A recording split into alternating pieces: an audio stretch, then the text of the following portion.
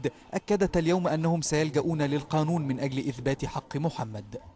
بالقانون القانون، وما بناش للشباب اللي شافوا محمد في الجبل الأحمر ده الأسود بتاعهم اللي طلع من جوه وقالوا ابنك جوه بيتعذب، واخد بالك، وقالوا زمايلهم يجوا يشهدوا بالكلام ده.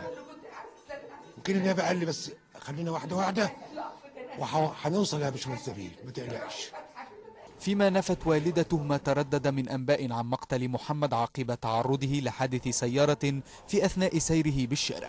اللي بيقول إن ابني اتضرب في حادثة، واللي بيقول إن ابني زور الطب الشرعي ما عرفش مين راح ضربه، كل ده كذب. لأن أنا متأكدة الرئيس طلع بيان بأن رئاسة الجمهورية هي اللي هتكون الجهة اللي بتحقق، وأنا عارفة وواثقة إن شعب مصر كله شعب عظيم. إسلامنا بيقول لنا يا ابني اللي بيكذب ما يبقاش مسلم، فما حالك اللي يزور بقى.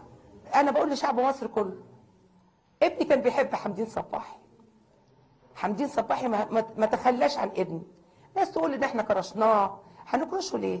ده راجل مؤدب وراجل محترم. انا دلوقتي قابلت ان انا اتكلم معاك عشان اقول له يا استاذ حمدين انا شاكره لانك انت ما تخليتش عني ولا عن ابني. كنت بتتكلم معايا كل ساعتين، كنت تبعت لي دكتور كل يوم ب2 دكاتره و3، كنت واقف معايا انت والشعب المصري كله بالدعاء.